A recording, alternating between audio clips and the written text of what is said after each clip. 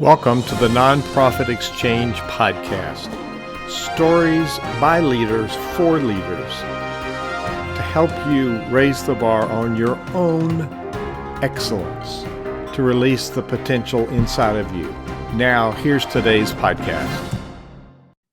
Greetings, everyone. This is Hugh Ballou. Welcome to the Nonprofit Exchange. Every week, we interview somebody about a specific topic or project or skill set.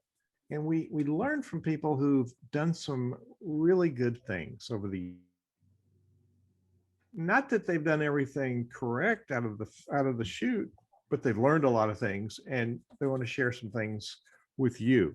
So we that are working in the social benefit space as nonprofit leaders or clergy, people leading associations, people that are educators, we've got really difficult work to do. So this series of interviews is to help you get some perspective from some others in the same space, to learn some things, to learn from stories, and then to meet some new people that are doing cause-based work. And my guest today is a new friend, but a dear friend in a short period of time. And we actually live in the same time zone, which is kind of rare for this show. Joel Bryant, Dr. Bryant, how about telling people a little bit about who you are, a little bit about your background, so we know who's talking to us, and then what's your passion? Why are you doing this? What's your passion for this work? Well, I've had about 30 years being in the nonprofit space, particularly in church and ministry. I'm serving a very dynamic leader in a very dynamic ministry, and I really learned a lot. And out of that, I evolved a passion for leadership development, leadership skills, leadership competence, because the society is only as strong as its leadership, not its weakest link, it's leadership. And so that is my passion, is to help leaders reconceive what it means to lead people, to lead an organization, particularly in the new millennium. That's so important. So that's a short story. New millennium. So you've done a number of different things in your career. So give us a snapshot of some of those, the kind of work that you've done previously. I've had about 25 years in sales, management, leadership, big companies, small companies, managing customer service, customer acquisition, customer retention, as a trainer, developing people's competence, their capacity, their ability to, excel and self-actualize. Then I got tired of that and I went to school late in life, I think at 35 or 40, started getting education, and I ended up getting my doctorate several years ago. And I taught at UNC Charlotte, taught philosophy for 5 years, and I quit that and we got a doctorate in educational leadership. So I'm an educator, author, trainer, ever-evolving person. I don't really have a label, but I'm just evolving. And you're also a pastor. I used to be involved in that ministry. I think that is the most challenging ministry today. When I say ministry, I mean service. Yeah. I don't mean religious, I mean human service, because the dynamics have changed. We have 72 million millennials on the planet. We have 3 million people every year that are being unchurched or unaffiliated. We have church attendance down about 20 to 40% nationwide. And then on top of that, we have an influx of other faiths in what supposed to be as a Christian nation. So there's some unique challenges in terms of how do we actualize and how do we activate and how do we integrate other people into this so-called melting pot? Yeah, it's sort of a tossed salad more than a melting pot. So lettuce still saves the lettuce. Exactly. There are certain constants. We do have listeners on here of Muslim faith and Jewish faith, and the work of any religious organization is most challenging. I don't care which of those that you belong to. They're very challenging, and it's pretty much the same. When I've worked with synagogues, they got the same problems as churches do. It's just different, just a different take on it. But it is the most challenging work. And so my thing is, if you can lead in the church, you can lead anywhere. Exactly. Yeah, I mean, it's a very interdisciplinary environment. And you just reminded me, I forgot I was an editor of a Christian newspaper. I forgot about that. And so I interviewed people from every kind of faith. It was, even though it was a Christian base, but we went to all kinds of people. And I got to meet all kinds of faiths and perspectives and belief systems and worldviews and opinions and attitudes and all those things. When you add those things together, they create a sentiment. And so a lot of times people don't understand your sentiment is more important than really what you believe, because your sentiment is your stance, your emotional orientation to what you believe. It's your posture in the world. Yo. I mean, there's far too people that understand the power of love and far too people that understand the power of listening and collaboration. Those are all, to me, those are all parts of leadership. It's difficult for a lot of clergy to collaborate. And I've seen that because at a certain level, the doctrine and the theology militates against becoming so aligned that you feel like you're compromising your particular perspective on your belief system. And so the collaboration tends to be not as fruitful as it could be if we were not so indoctrinaire, particularly in areas that are not even that important. You hit the nail on the head. We major in minor things, and we have a private club, and we exclude everybody else. You'll be pleased to know, I noticed some of the people listening today represent a similar perspective that you do, that our faith is not a barrier to other people's, it's a connector. And it's a big world. And like you've just alluded to, it's a rapidly changing world. As a matter of fact, I saw a Seth Godin post today where he talks about if we want to remain constant, everything else is changing. We have to change just to stay constant. Exactly. So your title is an intriguing title for today's interview. And I want to make sure it's the danger of ecosystems. So pray tell, what does that mean? What is an ecosystem? Well, we have ecosystems. These are integrated, connected, overlapping, interweaving structures that allow us to have a healthy planet, that makes it possible for us to be on this planet and be able to exist and thrive and flourish. An ecosystem, in contrast, is a static, staid, fixed set of concepts, constructs, and beliefs that we just repeat, we reinforce. It's almost like the soldier who's taken captive, in war, and it's like, no matter what you say, he gives you his name, his rank, and his serial number. No new information can come in. So when you have an ecosystem, that's an organization that has become a closed system and does not take any new information. So it does not change, it does not challenge itself, it does not disrupt itself. It just repeats and it just parrots their principles. And in the 21st century, that is unsustainable and it is untenable. We have a different mindset that's hit the planet. So ecosystems, they look alike. The demographics, the psychographics, how they think, they call it homophily in social psychology. We want to be around people like us. And that's good in our personal spaces. But when you come into the social space and you create an organization, then homophily cannot be the basis of your organization, unless it's like-minded in terms of being progressive, expansive, and curious. So I'm gonna have to go look up a whole lot of words after today's interview. Yeah. My learned guest, Dr. Joel Bryant, is in Charlotte, North Carolina. Are you a Southerner by birth? Yep, I was born in Douglas, Georgia, Coffee County, a little small place. And then we moved to Lumberton, an even smaller place in Eastern North Carolina. So I'm so grateful that my parents had a vision and got me out of Lumberton, North Carolina, and out of Douglas, Georgia. I grew up in Atlanta. Oh, wow. Okay. Very good experience. It was, yeah. And I went downtown Peachtree Street in front of Walgreens, and, Martin Luther King was there doing the sit-ins in the 60s. And massive impact on my understanding of many things, especially what strong leadership is. And then he came and talked to my student body, and I was right there taking notes, really profound. So I was glad to have been part of that, and as part of my history of learning.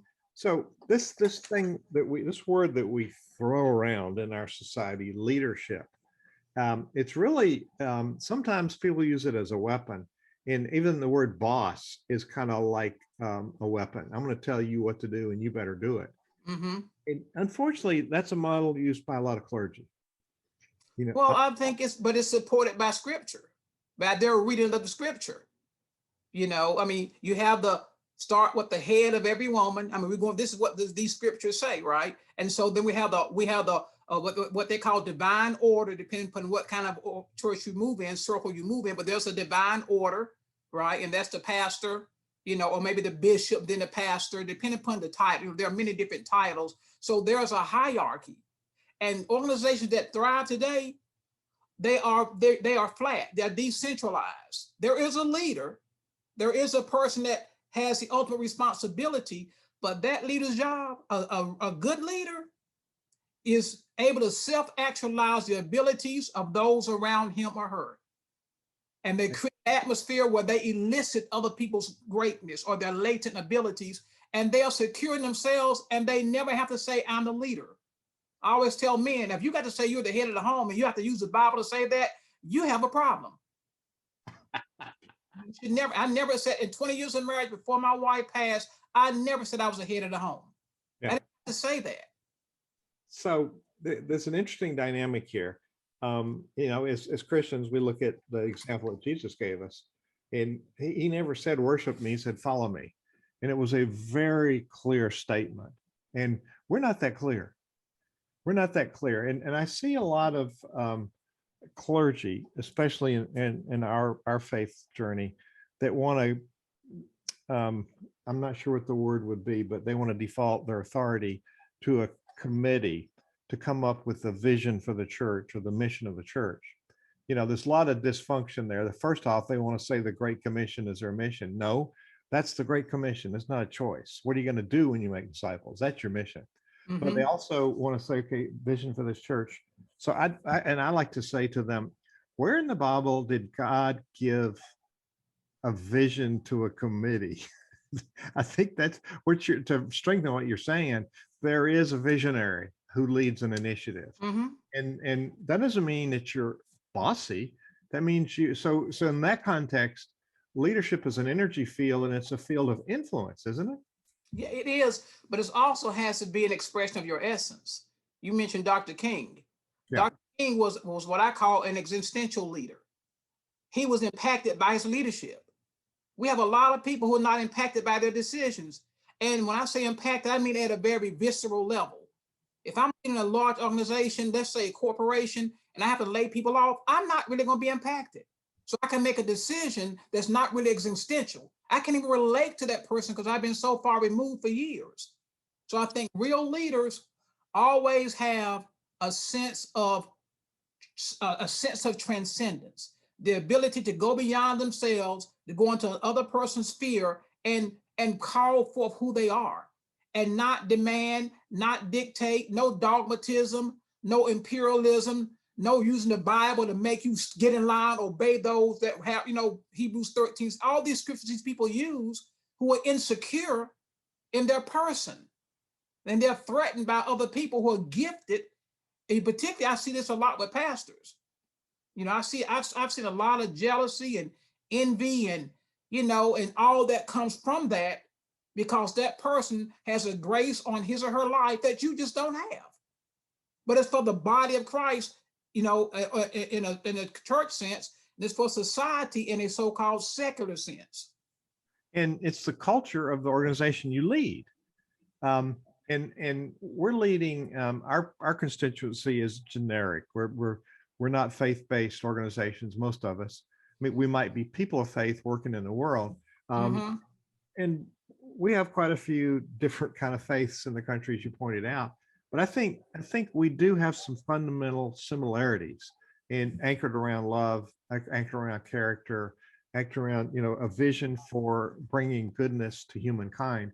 So as nonprofit leaders, what do you see in your interaction with cause-based charities, community charities, or et cetera? What do you think, if you could say to a group of leaders in front of you, which there are, what's the number one area people should focus on to upgrade their skills for leading in these really, really different times? Openness. Openness. Leadership doesn't mean that you're finished. You're polished, but you're not finished. So who are you learning from? It's the ability to be open, take in new information, hear a new perspective, and be able to sit with that.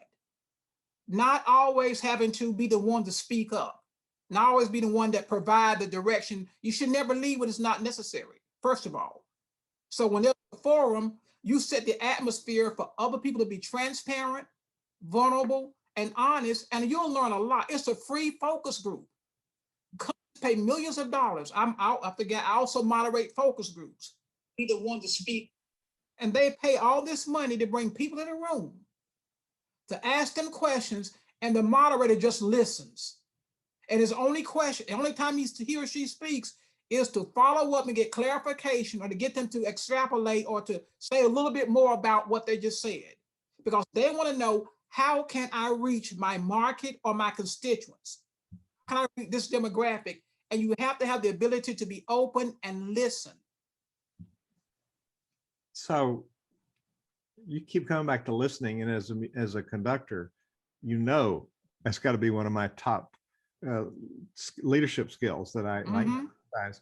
So what's so important about listening, and how do we listen? I mean, we don't usually do it. I know when I'm talking to somebody and I can look in their eyes and they're forming their answer while I'm talking, and I know damn well they're not listening to me. They're assuming how I'm going to finish. So tell us how we can effectively listen. Well, first of all, I have to have a real personal commitment to being a better person. Not just trying to fact find so I can make my organization better. That's the root of impatience and interruption and pre-thought before the person finishes their stuff. Because when you're like that, there is a lapse or a gap or a lack of a commitment. And really, I want to change. And so to change, I have to listen. And I mean active listening.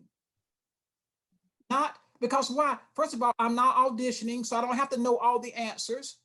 I don't even have to know all the questions. But if I want to actively listen, so I'm going to put away any distraction. I'm not going to have my phone. My postures and my gesture are going to communicate, you have my full attention. And when I find myself drifting, I'm going to bring myself back in my mind, because why? I want to hear this. So I think it's active listening, but you can't do that, Hugh, unless you have a personal commitment. Not as a leader. As a human being, I want to be a better doggone person. I want to be a different person.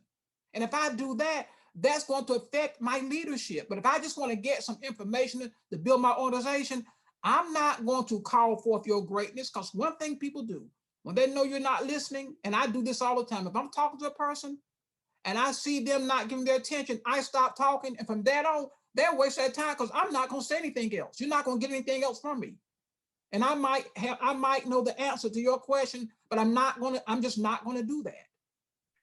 Love it. I love it. I love it. So why did you decide you went and got 2 doctorate degrees? No, I had a master's in philosophy. Oh, master of philosophy. Okay. Yeah. And then I did that. Then I almost had 2 masters, but it's a money thing. So I just did my doctorate in ed leadership, and masters and almost 2 masters, and just taught. But I'm a lifelong learner. I read and I think and I talk to more people now than I ever did when I was doing my doctoral program. Because I want to know. I want to be better. I want to know what other people thought, who are a lot wiser and older and had more perspective than me. So how do people learn to become a better listener? You work with leaders and helping them improve their skill set. So it sounds like to me, I like to define leadership as primarily being a person of influence. But there's a piece here about listening, that in order to be an influencer, you got to be a good listener. So when you're working with somebody, how do you help them? I mean, you can't do it for somebody. So how do you help them become a better listener? Ask them questions about things that they should know about, say, people in their organization. And then they can't just interact with this person on a regular basis. Do y'all talk? Yeah. And so because of you can't, because I'm gonna tell you something, you know this, Hugh, life is small things. All things are small. There are no big things. Everything is a small thing. So it's the ability to validate. So when you don't listen to a person, when I'm speaking to you and you're not listening, and I discern that, you are invalidating for that moment in my eyes, my humanity, my experiences, my desire to help you, or my desire to connect with you. So I asked, how does it feel to be invalidated? When was the worst time you felt like you were invalidated? Well, when I was this age and they wouldn't listen to me. Nobody would listen to me. Nobody paid me any attention. So how do you think that makes that person feel? See, because empathy, you can't, I can't put myself in shoes I've never been in. My brother's blind. I've never been blind. So I can't be but so empathetic, but I can be compassionate.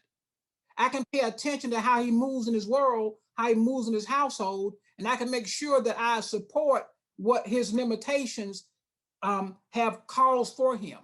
So you have to pay attention. You can't be in leadership mode. You got to see, I define leadership as influence through relationship. There are people who I have great influence with, and there are other people that wouldn't listen to nothing I say, because I'm not a leader to everybody. I want to point out that soundbite. Leadership is influenced through relationship. Whoa. Wow. Wow. That's so key. We tend to, you and I both know leaders that push toward the end result and really don't regard the individual. And so that just, when you were saying that, you see me doing my happy dance. I grew up in a Southern Presbyterian church, and you might, Jim Forbes, the famous black preacher of Riverside Church in New York City, he came to Florida and did a sermon in my white church, and he said about Presbyterians, we were God's chosen frozen. You know, we don't make any, we don't, no emotion there. So when you see me doing a happy dance, I've sort of gotten out of that historical norm that I grew up with.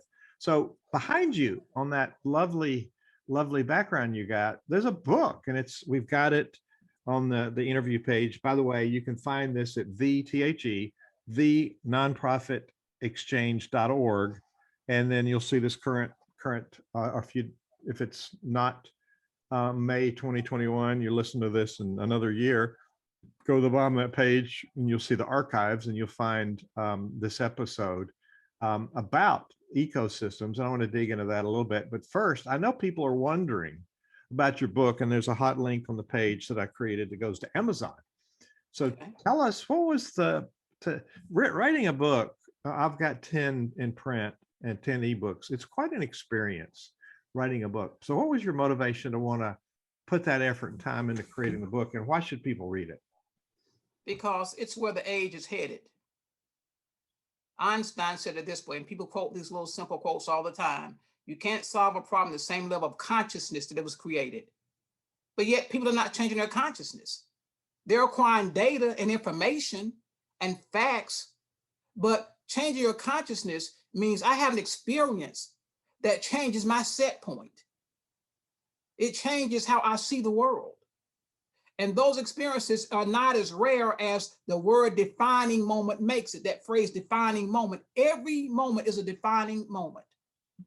If I'm present and if I'm prudent, and dare I say, if I'm a little bit prescient, I have some forethought, then this is a defining moment.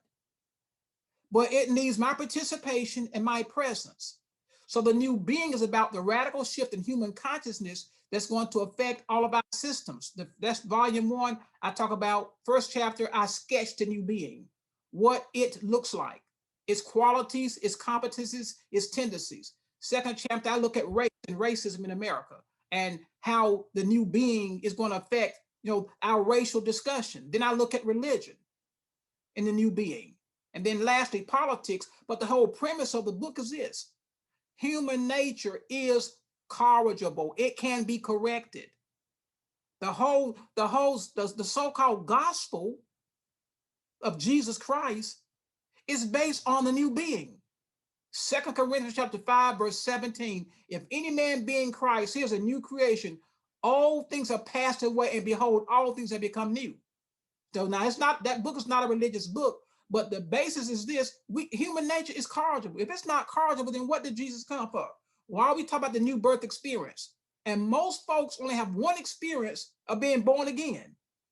They point to that day, I gave my life to Christ back in 1979. I've been walking with God. No, you've been walking with a concept and a conceit and a construct.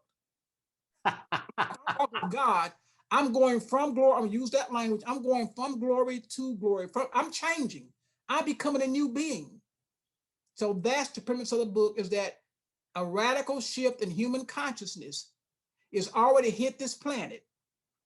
And it's going to cause all of our systems to have to change. I say it this way very simply, particularly with religion, because I feel like a lot of the narrative of religion has did a detriment to human evolution because of constantly preaching sin and the old man.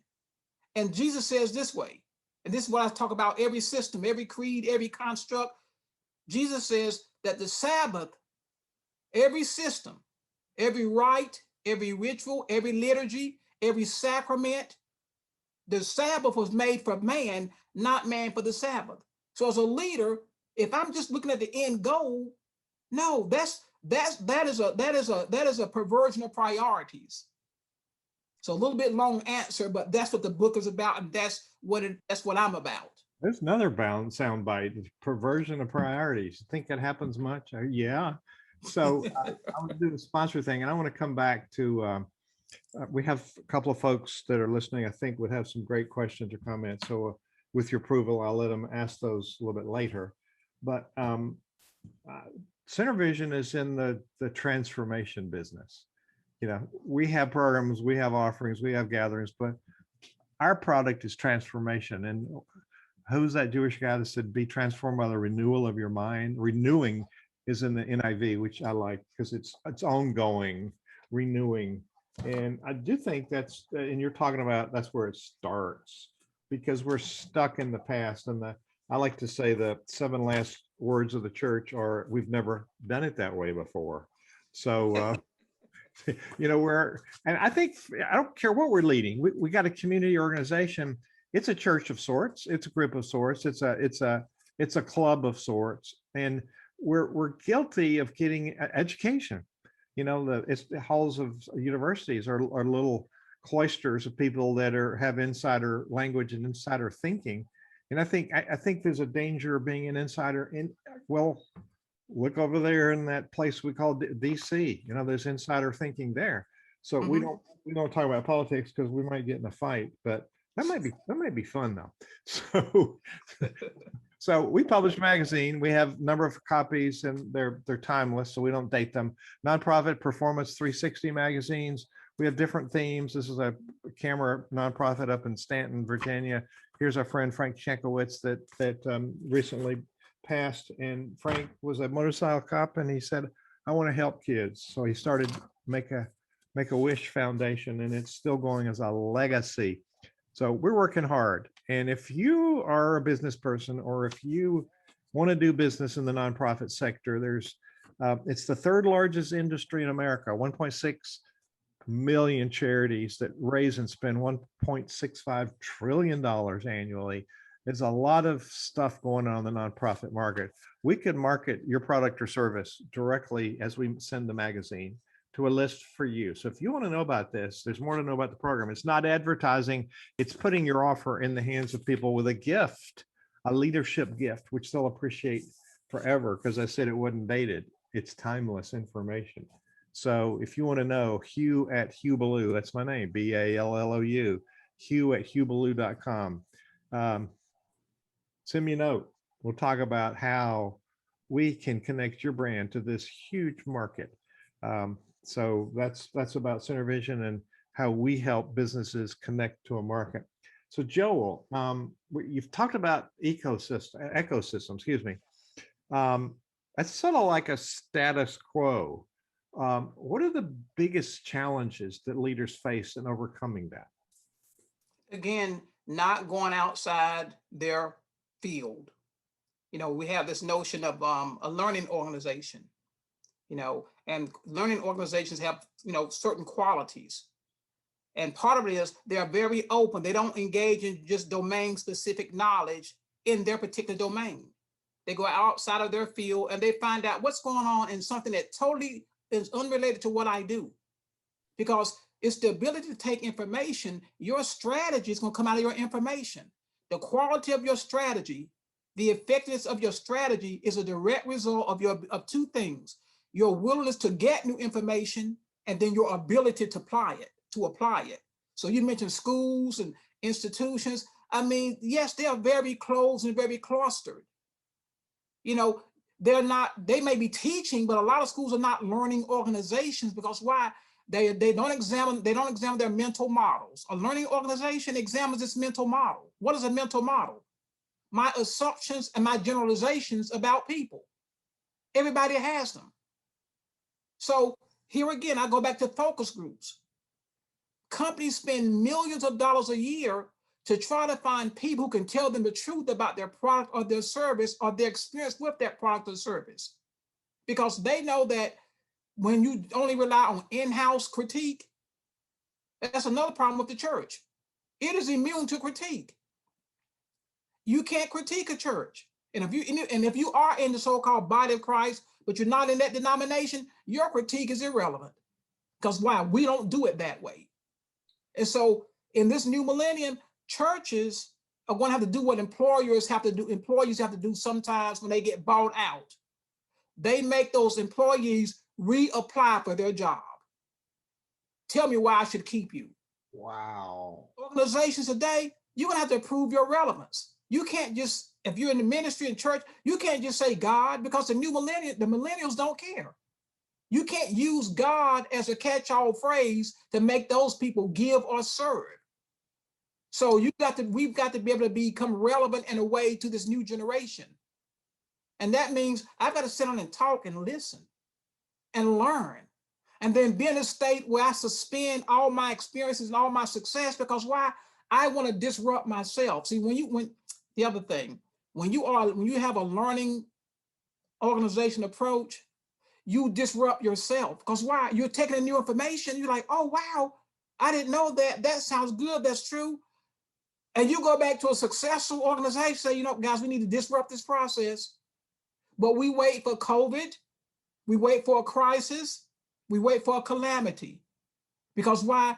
We're not trying to have a higher consciousness, and we don't know how to handle. I see COVID as positive disintegration. So Wow. this is what leaders are going to have to do if they're going to be relevant in this three things. So let me just give you these three things really quick. Yeah. But this speaks to your fundraising. It speaks to everything that leaders and organizations are trying to do. 3 areas: cooperation, communication, and trust. There's no fundraising problem. There's still money here. People still spending money. They never stopped. They didn't stop even when the virus first hit. So am I communicating my vision in the way that they understand it? What kind of cooperation? Am I building consensus? Am I reaching out? Not just talking to the converted. Am I reaching those people in their places, in their meetings, in their voices? And then trust. Trust, see, respect is given, but trust is earned. You can't just pitch me like when I'm on LinkedIn. I get an email and somebody wants me to invest in cryptocurrency or some enterprise. You don't even know me. You haven't earned my trust. Right. So those things are very important. Wow. A lot of good sound bites. We'll have a transcription of this on the podcast platform and on the page on the website. And there's quite a few usable sound bites. We're going to have to look up the spelling for a few of these words, I'm sure. So you have certainly a powerful command of the language that we share. And even though we're Southerners. We have our own dialect.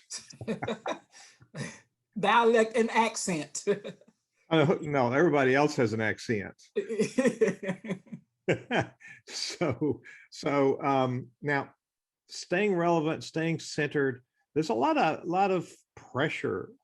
And you spoke about education. Do you read the works of Napoleon Hill? Yes, I mean, I love Napoleon Hill. I mean, think which is one of the first books I ever read. I mean, I Yeah, listen to it because his work, as you say, timeless.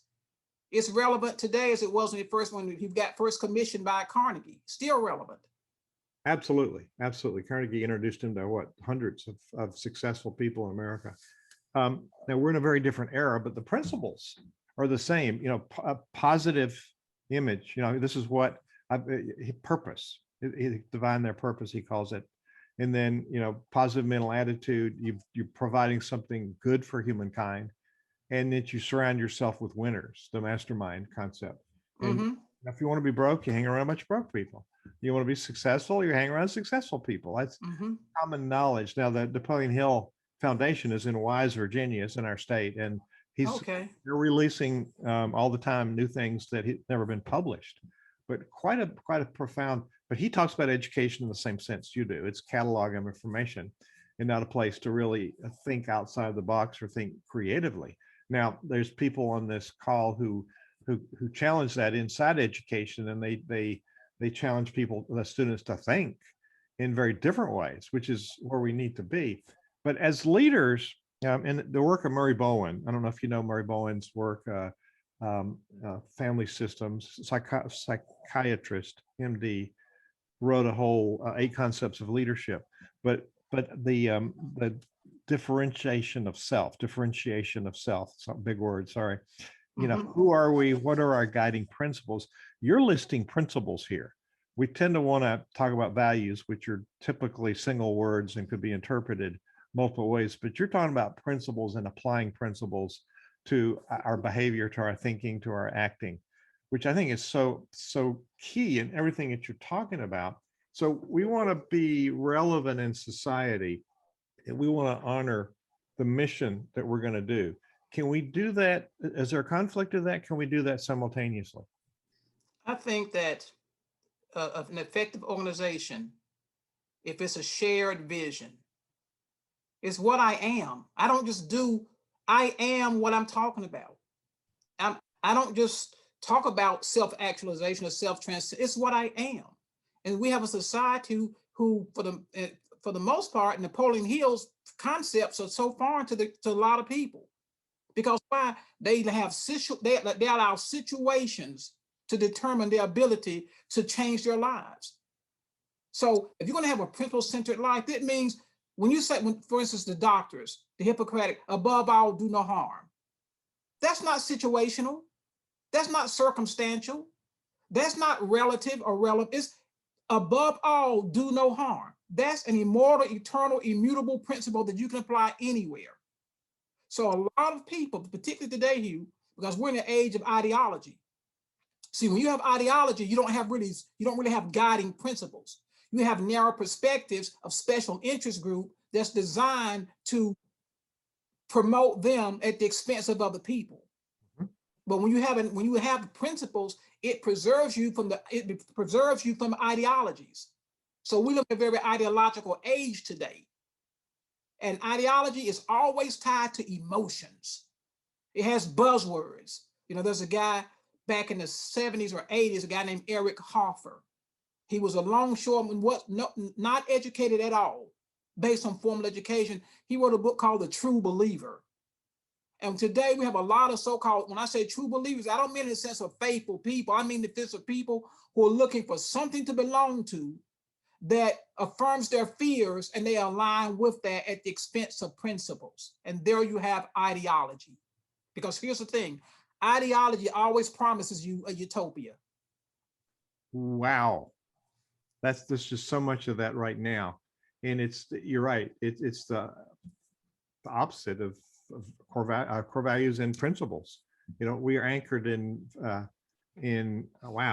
principles. It's a strong culture. So You talked about an atmosphere of expansiveness. So how would a leader create this atmosphere, this culture, this attitude of expansiveness, organizationally and personally? Redefine the organization. It's no failing, it's only learning. You can cross boundaries. You can, I've read about like certain companies, like really successful companies. If one person on the assembly line thinks that it needs to be stopped for some defect, that person has the ability to stop the entire production process. That company's commitment to product excellence. So organizations, as a leader, how open is your organization? How transparent is it? Do people feel safe to bring critique? Do they feel safe to ask questions? Do they feel safe to challenge a question or a position that the leader is bringing? Well, if I'm the big I and you're the little you, and it's hierarchical, you already know by my demeanor and by my disposition, that's not going to fly here.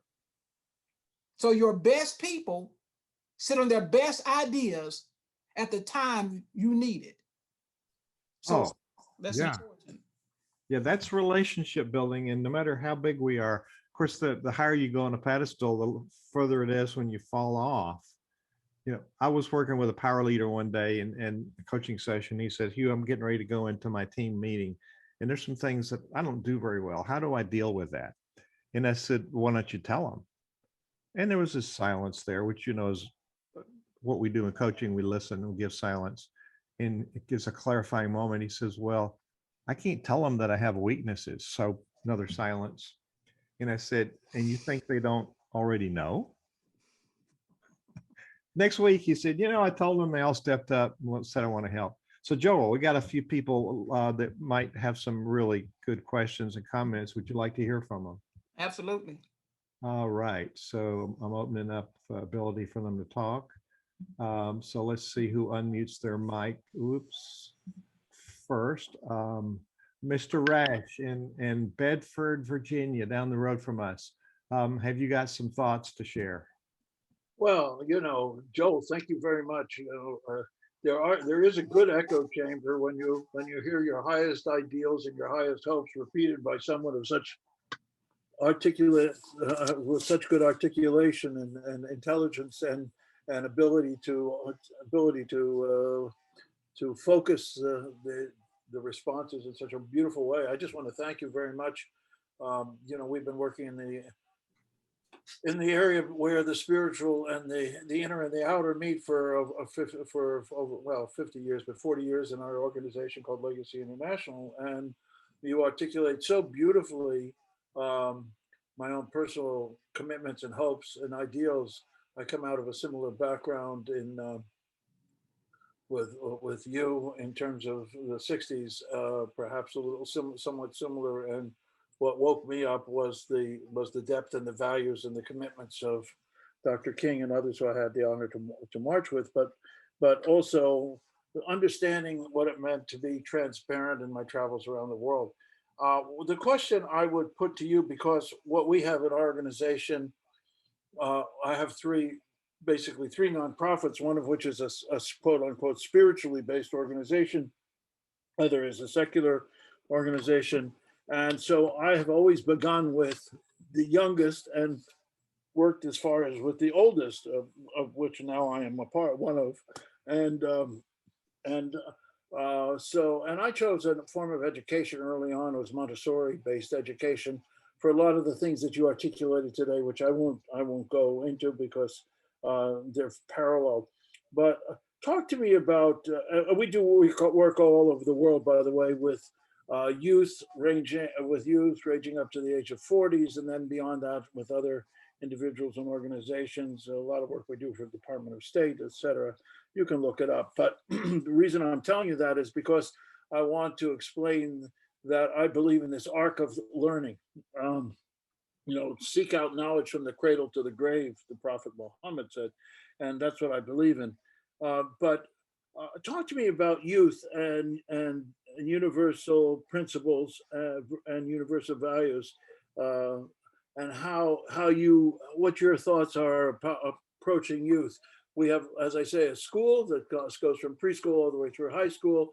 We work with young college individuals, we work with graduates, we work with postgraduates, we work with young entrepreneurs all over the world, and I see that there's this arc of values that our organization is based on what we call universal values, and also principles. I like your differentiation. So that's my question to you. Talk to me about youth. I think this the youth like with adults. You can only take people where they want to go. And where they want to go, you have to find out what are their aspirations. Not what I want, not what I know I need, they need to go, what they need to do, they're not there yet. That's why a lot of times when older people like us are talking to young folks and we think we're giving them wisdom, they don't have shells to put it on. It's not wisdom, it's just rhetoric. So the way you lead people, a youth is, so what do you want to be when you grow up? What do you want to do? When I was teaching college, I used to ask all of my international students, I said, in your country, do y'all have this vow of greatness? They're like, what's the vow of greatness? I said, do y'all say, when I grow up, I'm going to be? They said, oh yeah. I said, okay. So when I'm talking to a young person or older person, I tap into their imagination. Because sometimes you're dealing with people based upon their deprivation and their lack and their need and their devastation and destruction and their deficit, you reinforce a sense of weakness and victimization. When I come to you with your aspiration and I tap into your imagination, now I've got you begin to be forward thinking. And so now I can show you, now that I understand where you want to go, now I can begin to bring in my program, my processes, and my principles to support you in your pursuit and not be in such a hurry to get them up the arc. You see, it's always the aspiration. What is it that moves a person? And that means asking questions and shutting up and not being prescriptive too prematurely. That would be the short answer of how you reach youth and adults. It's the same thing. I totally agree with you, and that really does work, and it's something you have to remind yourself all the time because you have so much experience and knowledge that you think you're going to impart it to others. But truly, this is really exactly the path, and one has to, as in any path, you have to keep reminding yourself how to stay in the middle of it, instead of allowing yourself to drift off of it. I totally agree. Thank you very much for that beautiful answer. Thank you for your question. Especially driving the mountains because you're liable to tumble down the hill. So yeah, preach it, brother. So we've got Mr. Rash and I are connected with many ways, but a common love of excellent coffee in many forms. And so another thought leader here, we go to Dallas, Texas. Bob Hoppins has taught me in a little over a year a whole lot about, here's his book on philanthropy misunderstood. You've seen, Bob. I have it also. You have it? Yeah, I'm in the process of going through it and getting in it. So yeah. Okay, so you've seen Bob on C-Suite, and Bob he's a true educator. He challenges his students to think. He's done many things in his life, but he's inspired leaders and young leaders. I don't think he's ever told me this, but I know that Bob doesn't only consider them the future of leadership, he considers them the current leaders in society. And many times we've been together with kids and their parents, and the parents have learned from their kids because Bob has inspired them. So Bob, do you have a comment or a question for our guest today? I do. I'm glad to be here, Joel. Nice to see you again. I am see you again, Bob. Really looking forward to having a one-on-one with you because you have so much to think about and say. So anyway, are all of your mentors dead, or do you have any alive ones that I could go to and listen to, that you go to and listen to, that know more than you and me and Hugh? I know it's impossible to know more than Hugh, but just in case. Well, yeah, that's a tall order. I mean, he was a veritable archive of wisdom and information and facts. So, no, all my mentors, here's how I look at mentorship. Mentorship to me is a posture. So if I'm in the store buying a Coke and the person in front of me is having a conversation about something with the cashier, I'm listening because I want to learn something. So it's an orientation that I take, as because when you look at, a true mentor, as you know, Bob, I mean, a mentor is not, it's really somebody that you live with.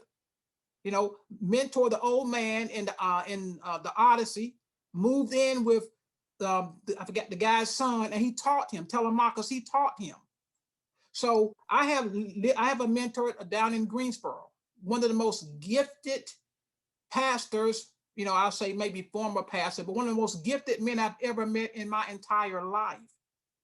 I met him when I was 26 years old, and he told me at 26, when I was lost and confused, he told me everything I'm doing today. He told me when I was 26 years old. That was what, 34 years ago. So so that's one of my living mentors. Everybody else is, if I hear a book, I was in an organization the other day, and I went to get a guy's keys for him, and I saw a book on his desk by Adam Grant. And I said, "How do you like that book?" He said, "I just read the first page, but it looks like it's good." I went and ordered the book because it spoke to me. So mentorship is an orientation that you take towards life. And when you do it that way, then everywhere you go, the world becomes a schoolroom. But I would say, realistically, most of the people I learn from are people in books. People that have, I mean like way back in history, because I look at the values that are still valid today. And what I do, I take what they've written and I make it contemporary for this reality and for my personality. So that's kind of a short answer, but my mentor is a guy named Wayne Clapp. I mean, he's pastored probably like 50 years, and he's evolved and morphed in some areas that people don't understand, but he's very expansive. Love it. So thank you, Bob. Bob's always got really good questions. AJ Goodwin is here from San Diego. AJ, do you have a comment or a question? Your mic is still muted. Yes, sir. Good morning. Thank you so much, Joel, Dr. Joel. What an inspiration to have you with us today. One question is, we're a young nonprofit with a legacy of music, literary, and art. Where is it at? How is a new nonprofit to raise some of its first monies or to be funded to maintain its new ecosystem? I mean, you've got to get online, perform, live online performances, online fundraisers. I mean, there are so many. The thing is, you've got to identify your community. And then you've got to just put out content, because what it is, we're competing for people's attention and their intention. People say intention is a new currency. No, it's intention. Because if you get my attention, and then your intention does not match my values, it's just entertainment, but I'm gone. When you tell me the stories of the youth whose lives are being changed. I was on a call a few weeks ago with Hugh, and this young lady is a part of a musical group that Alice Cooper, the rock singer, started. Young lady, she told a little bit of a story. She shared her talent. She offered her service, and that made people want to support that organization. Even though they have a lot of funding, but you can never have too much funding. So then how are you reaching out? And let me say this. It doesn't matter whether you're new or old. The only thing people have on you because you're new is they have a head start. Okay? But what you have is you're fresh. You understand the new millennial mindset. So if I had an artistic group, I'm going to be going on live performances. I'm going to be doing Facebook Lives. I'm going to be doing funny TikToks. And here's the deal. Don't always be advocating for your cause. Provide value. Sometimes I'll see I read a story about a lady who's a Russian lady who was homeless, living in the subway in New York. She took from Russia. She, hard times fell, so she was homeless. A cop heard her singing opera, took a video of her with his phone, put it on YouTube. It went viral. I gave money 3 times. I don't even know this woman. I just like, wow, but I support dreamers because I'm a dreamer. So don't always be advocating for your cause, provide value. And when you provide sustained value and you keep showing up, because the other thing is you got to earn credibility. See, in this climate, everybody's starting everything. I've experienced people, just for example, on LinkedIn, who they offer a service. I reached out for the service. I asked for some information, and the person's advertisement was bigger than their ability to meet my need, because they're trying to explore a climate where everybody's looking for the next thing. So provide value, be consistent, and don't always advocate for your cause, and you will grow organically. That's the other piece. People want to correct over time, overnight, things that occurred over time. Be content to grow organically. That's the short, long answer. Sorry, Hugh. That's fine. That's fine. So I love hearing you put things in such profound terms. So thank you, AJ, for being here.